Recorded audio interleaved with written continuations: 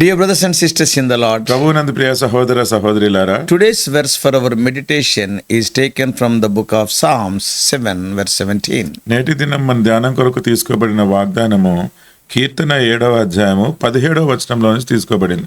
I will praise the Lord according to his righteousness. యెహోవా న్యాయము విధించువాడని నేను ఆయనకు కృతజ్ఞతాస్తుతులు చెల్లించెదను. In Psalm 7:17, Keerthana 7:17లో David closes his prayer by expressing his gratitude and his praise for God's righteousness. దేవుని యొక్క న్యాయము, ఆ న్యాయము విధించే విధానాన్ని బట్టి దేవుణ్ణి స్తుతిస్తూ దానికి కృతజ్ఞతలతోటి ఈ కీర్తనను ఆయన ముగిస్తూ ఉన్నాడు. Despite facing challenges and opposition, ఎంతో సవాళ్ళు, అంతేకాకుండా ఎంతో తిరుగుబాటు తను ఎదుర్కొంటున్నప్పటికీ David chooses to focus on God's goodness and justice.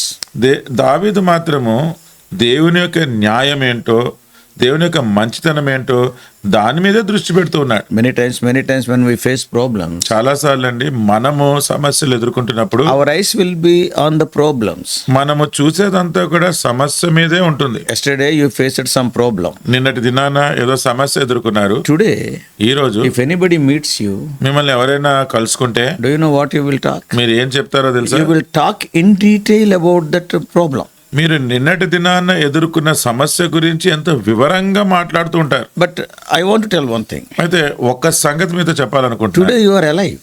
ఈ రోజు మీరు సజీవంగా ఉన్నారు. What does it mean? దాని అర్థం ఏంటి? God has protected you from that problem. That's why you are alive. దేవుడు ఆ సమస్య నుంచి మిమ్మల్ని కాపాడినాడు కాబట్టే మీరు సజీవంగా ఉన్నారు. But you will never talk about the protection of God. Always you will be talking about the problem. మీరు దేవుడు ఎలాగ మిమ్మల్ని కాపు కాచినారో దాని గురించి మాట్లాడారు కానీ మీరు ఎదుర్కొన్న ఆ సమస్య గురించే మాట్లాడుతుంటారు. David is completely opposite here. కానీ ఇక్కడ దావీదు దీనికి పూర్తిగా భిన్నంగా ఉన్నాడు. Though challenges are there, though opposition is there, ఎంతో తిరుగుబాటు ఉన్నప్పటికీ, ఎన్నో సవాళ్ళు అతను ఎదుర్కొంటున్నప్పటికీ he is choosing to focus on God's goodness and God's justice. దేవుని యొక్క న్యాయం ఏంటి, దేవుని యొక్క మంచితనం ఏంటి, దాని మీదే దృష్టి పెట్టాలని ఆయన కోరుకుంటూ ఉన్నాడు. He acknowledges that God's ways are very fair and trustworthy. దేవుని యొక్క మార్గాలు మాత్రమే నమ్మదగినవని, అవి చాలా సరళమైనవని ఆయన ఒప్పుకుంటూ ఉన్నాడు. And he commits to thanking and praising God. అందు నిమిత్తమే ఇంకా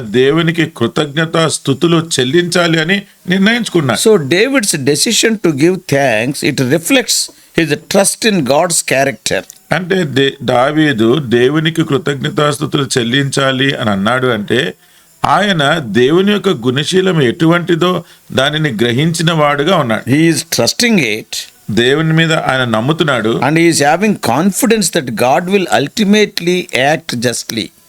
దేవుడు చివరికి న్యాయంగానే ఆయన న్యాయం తీరుస్తాడు అని ఆయన నమ్ముతూ ఉన్నాడు. So this verse shows David's faith in God's ability to judge fairly. అందుకనే దేవుడు ప్రతి ఒక్కరికి న్యాయం తీర్చే దేవుడే అన్న ఆ సామర్థ్యం గురించి దావీదు ఎరిగిన వాడుగా ఇక్కడ చూస్తూ His faith is that God will protect those who trust him. ఎవరైతే దేవుని యందు నమ్మిక ఉంచుతారో దేవుడు వారందరినీ కూడా కాపు కాస్తాడు అని. We all know David often faced trials, opposition and unjust accusations from enemies. మనందరికీ తెలుసు దావీదు చాలాసార్లు ఎంతో తిరుగుబాటు, ఎంతో దాడి, అంతేకాకుండా ఆయన మీద నిందలు మోపే వారిని ఎంతమందినో ఎదుర్కొన్నాడు. During these times, he regularly turned to God in prayer. ఇటువంటి సమస్యలు గుండా వెళ్తున్నప్పుడు ఆయన ప్రతిసారి కూడా దేవుని వైపు ప్రార్థనలో ఉండేవాడు. Always he was asking for God's protection. ప్రతిసారి కూడా దేవుని యొక్క కాపుదల కోసం అడుగుతుండేవాడు. Always he was asking for God's justice. Lord, you judge them and all these things. ప్రతిసారి దేవుడే న్యాయము తీర్చమని ఆయన అడుగుతూ ఉండేవాడు. ఓ ప్రభువా, నువ్వే వారికి తీర్పు He has not taken the law into his hands. ఈ న్యాయ చట్టాన్ని ఆయన చేతిలో తీసుకోలేదు. Psalm 7 is one of those prayers. కీర్తన, ఈ 7వ కీర్తన దావీదు చేసిన అటువంటి ప్రార్థన. He pours out his concerns and then ends with a note of praise. ఎటువంటి సమస్యలు, బాధలు ఉన్నాయో వాటన్నిటిని కూడా కుమ్మరించుకొని ఈ కీర్తన కృతజ్ఞతాస్తుతులతో ముగిస్తున్నాడు. In the ancient Israel, పురాతన ఇజ్రాయేలులో praising God in the midst of trouble was a way to reaffirm their faith in the sovereignty and righteousness of God. సమస్యల మధ్య వెళ్తూ ఉండి కూడా దేవునికి కృతజ్ఞతాస్తుతులు చెల్లించడం అనేది దేవుని యొక్క సార్వభౌమత్వాన్ని వారు ఒప్పుకోవడాన్ని చూపిస్తూ ఉండింది. David, both as a king and as a man after God's own heart, దావీదు ఒక రాజుగా గాని దేవుని హృదయానుసారుడిగా గాని he was known for praising God in all circumstances. ప్రతి పరిస్థితుల్లో కూడా దేవునిని స్తుతించేవాడు అన్నదే మనకు తెలుసు. He trusted God, God's goodness. God's goodness would shine through even when life was difficult. దేవుని నమ్మినాడు. దేవుని యొక్క మంచితనము దావీదు చాలా క్లిష్టమైన పరిస్థితుల్లో ఉన్నప్పుడు కూడా తను అనుభవిస్తూ ఉండేవాడు. So this verse teaches that God's righteousness is a reason for praise and gratitude. ఈ వచనం మనకి ఏం నేర్పిస్తూ ఉందంటే దేవుడు న్యాయము విధించే రీతి ఏదైతే ఉందో అది కృతజ్ఞతాస్తుతులు చెల్లించడానికి అర్హమైనది. And this verse highlights that God is not only just but also good. అంతేకాకుండా దేవుడు న్యాయ విధులు తీర్చడంలోనే కాదు ఆయన మంచితనంలో కూడా ఎంతో గొప్పవాడు. And that deserves our thanks even when we don't immediately see the resolution to our struggles. అందుకనే మన సమస్యలకి వెంటనే పరిష్కారం దొరకకపోయినా సరే ఆయన న్యాయవంతుడు అని తెలిసి ఆయనకు స్తుతులు చెల్లించని అర్హులమై ఉన్నాం. Theologically speaking, నేను సిద్ధాంతపరంగా చూస్తే it emphasizes that God's righteousness is perfect and unchanging. దేవుని యొక్క న్యాయ విధులు అవి పరిపూర్ణమైనవి మార్పు చెందనివి అని మనం ఒప్పుకోవాలి. Believers are encouraged to trust that God's ways are right. విశ్వాసులు దేవుని మార్గములు అవి సరైనవే అని నమ్మాలి, ఒప్పుకోవాలి. And his justice will ultimately prevail. ఆయన న్యాయము మాత్రమే నిలుస్తుంది.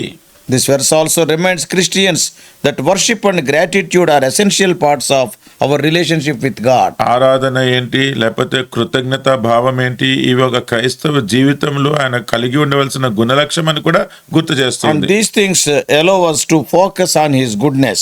ఈ విషయాలన్నీ కూడా దేవుని యొక్క మంచితనం మీద మనం దృష్టి పెట్టడానికి నేర్పిస్తుంది. Yeah, we can rely on him and though things looks uncertain. మనం ఆయన మీద ఆధారపడచ్చు పరిస్థితులన్నీ విపరీతంగా కనిపించినా సరే.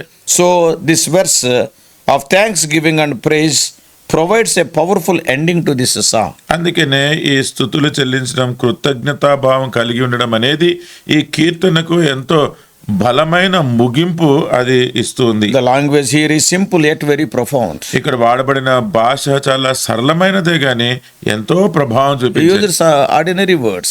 ఆయన మామూలు మాటలే వాడినాడు. Give thanks, కృతజ్ఞతాస్తుతులు sing the చెల్లించండి, praises. దేవునికి స్తుతులు Oh, పాడండి. he expressed the heart of worship and gratitude. అంటే ఒక కృతజ్ఞత భావము ఆరాధనతో నిండిన హృదయాన్ని ఇక్కడ And he వ్యక్తపరుస్తున్నాడు. is addressing and referring God as the Lord Most High.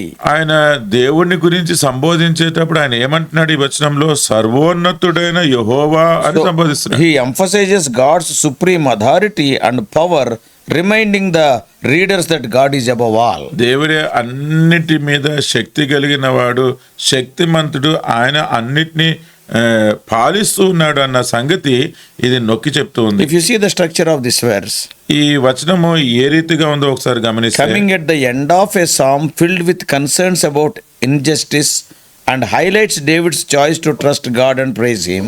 చూడండి ప్రతి సమస్య గురించి ఆయన చెప్పుకుంటూ వచ్చి ఈ చివర్లో ఆయన కృతజ్ఞతాస్తుతులు చెల్లించాలి, ఆయన నామమును కీర్తించాలి అన్న భావంతో ఏదైతే ముగిస్తూ ఉన్నాడో, And it is setting an example of faith for the readers.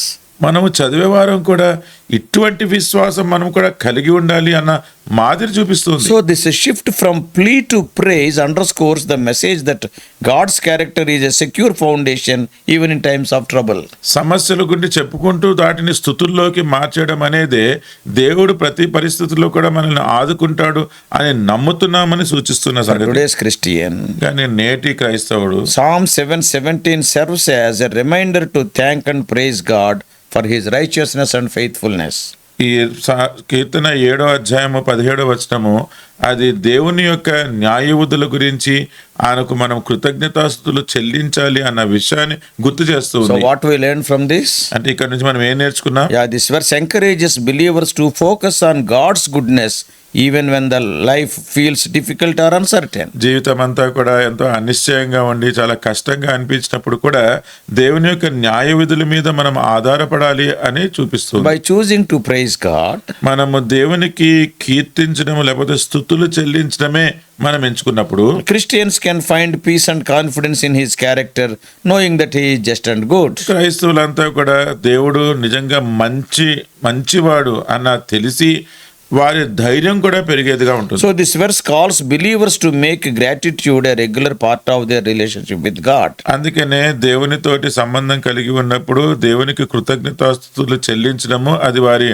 అనుదిన జీవన శైలిగా చేసుకోవాలి అని ఈ వచనం When చెప్తుంది. you know that he is just and righteous, ఆయన న్యాయవంతుడని లేకపోతే ఆయన మంచివాడని తెలుసుకున్నప్పుడు yeah, one day surely he will do the justice. అవునండి, ఒక రోజు తప్పక ఆయన న్యాయం తీరుస్తాడు. So his righteousness is a constant source of strength and encouragement. అందుకనే ఆయన న్యాయ విధులు తీరుస్తాడు అన్న సంగతి మనకి ఎల్లప్పుడూ మనల్ని ఎంతో ధైర్యపరిచి ప్రోత్సహించే విషయం. Not only that, అంతేకాదు it reminds Christians that worshiping God helps to refocus our hearts on him. దేవునిని ఆరాధించడం అనేది ప్రతి క్రైస్తవుడు కూడా తన హృదయాన్ని తిరిగి దేవుని మీదే కేంద్రీకరించి ఉంచుతున్నాడు అన్న విషయాన్ని గుర్తు చేస్తాం. Especially during challenging times. ప్రత్యేకంగా మనము సమస్యలు గుండా So వెళ్తున్నప్పుడు this verse reflects God's love through his righteous nature. అందుకనే దేవుడు తన న్యాయమైన విధుల చేత తన ప్రేమను ఎట్లా కనపరుస్తూ ఉన్నాడో తెలియజేస్తుంది. David's gratitude for God's righteousness shows that God's love is expressed in his fairness, in his fair dealings. దావీదు దేవుని యొక్క ఈ న్యాయ విధులను బట్టి కృతజ్ఞతాస్తుతులు చెల్లిస్తూ ఉన్నాడు అంటే ఆ దేవుని యొక్క న్యాయము అది ఎంత సరి అయినదో ఈయన అనుభవిస్తున్నాడని By చూస్తున్నాడు. thanking God for his righteousness, దేవుని యొక్క న్యాయ విధులను బట్టి కృతజ్ఞతాస్తుతులు చెల్లించడం ద్వారా David acknowledges that God's love means he acts with integrity, offering protection and guidance.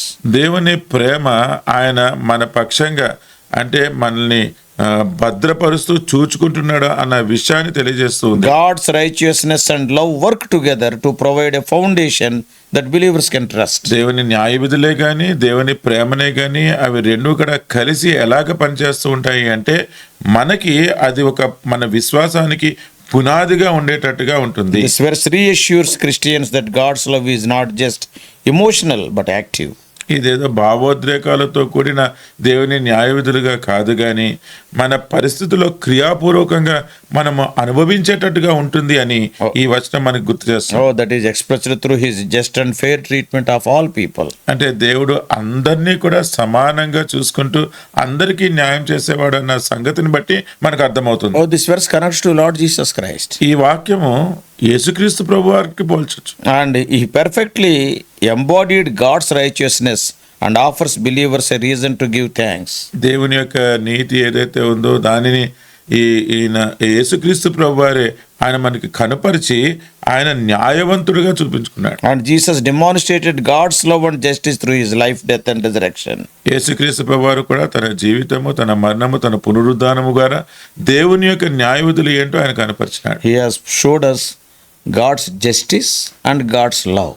దేవుని యొక్క న్యాయము దేవుని యొక్క ప్రేమను యేసుక్రీస్తు ప్రభువారు చూపించారు. God's justice demanded his death and God's love offered salvation to us. దేవుని యొక్క న్యాయమేమో ఆయన మరణాన్ని కోరింది, దేవుని ప్రేమ మనకు రక్షణ అనుగ్రహించింది. That's why Paul writes in 2 Corinthians 5:21. అందుకని అపోస్తలుడైన పౌలు 2 కొరింథీ 5:21 రాస్తున్నాడు, God made him who had no sin to be sin for us, so that in him we might become the righteousness of God. 5:21. ఎందుకనగా మనం ఆయన యందు దేవుని నీతి అగునట్లు పాపమెరుగని ఆయనను మన కోసము పాపముగా చేసెను. So through Jesus, believers are made righteous before God. అంటే యేసుక్రీస్తు ప్రభువు ద్వారా విశ్వాసులు దేవుని ఎదుట నీతిగా చేయబడుతున్నారు. And that's why that is giving more reason to praise and thank him. అది మనకు దేవునిని ఇంకా స్తుతులు చెల్లించేటట్టుగా ఒక మంచి కారణం ఇవ్వబడుతుంది. Jesus' sacrifice shows God's ultimate righteousness.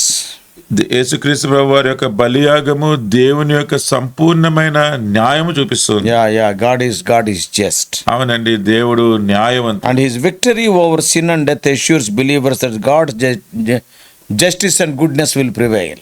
దేవుని యొక్క ఆయన శిలువ కార్యం ద్వారా పొందిన విజయము అది దేవుని యొక్క నీతి అది నెరవేర్చబడడం మనకి చూపిస్తుంది. So in closing, అందుకని ముగింపులో this verse reminds believers that God's righteousness is a reason for continual praise and thanksgiving. దేవుని యొక్క న్యాయ విధులు లేకపోతే దేవుని యొక్క నీతి ఒక విశ్వాసి ఎల్లప్పుడూ తనకి కృతజ్ఞతాస్తుతులు చెల్లించడానికి కారణంగా ఉంటుంది అన్న సంగతి గుర్తు So from చేస్తుంది. these closing words of David, అందుకనే దావీదు ఈ ముగింపు మాటల ద్వారా you and I are encouraged to trust God's goodness and His justice in all circumstances. నీవు నేను కూడా అన్ని పరిస్థితుల్లో దేవుని యొక్క మంచితనాన్ని, దేవుని యొక్క న్యాయాన్ని నమ్మడానికి చూపిస్తుంది. So all the days of our life we have to focus on His goodness, అందుకనే మన జీవితకాలం అంతా కూడా ఆయన మంచితనం మీద దృష్టి పెట్టాలి. and we have to worship Him for who He is, ఆయన ఏమై ఉన్నాడో దానిని బట్టి ఆరాధించాలి. and we have to make gratitude as a central part of our faith. కృతజ్ఞతాస్తుతులు చెల్లించడం అనేది మన విశ్వాసానికి మూల కేంద్రంగా So చేసుకోవాలి. may God help us to do like that. ఆ రీతిగా చేయడానికి దేవుడు మనకు సహాయం చేయను గాక. Let us pray. ప్రార్థన చేసుకుందాం. Loving Heavenly Father, ప్రేమ కలిగిన పరలోకపు our తండ్రి, gracious God, ఆ కృప కలిగిన దేవా, Thou art not only a just God, but Thou art a loving God. మీరు న్యాయవంతుడైన దేవుడవే కాదు, మీరు ప్రేమ కలిగిన దేవుడు. As a God of justice, You demanded the death of Your Son for the sake of our sins. న్యాయవంతుడైన దేవుడిగా మీ కుమారుని యొక్క మరణమును మా రక్షణార్థం మీరు కోరినారు. Actually, we are to die. మేము మరణించవలసి ఉండింది. But when He offered Himself as a substitute for us, మాకు O Lord, బదులుగా we thank Thee for accepting it. మాకు బదులుగా తను బలియాగముగా చేయబడ్డానికి తను తాను అప్పగించినప్పుడు ఓ దేవా మీరు దానిని అంగీకరించినారు. O Lord, You have not winked at our sin while You are saving us.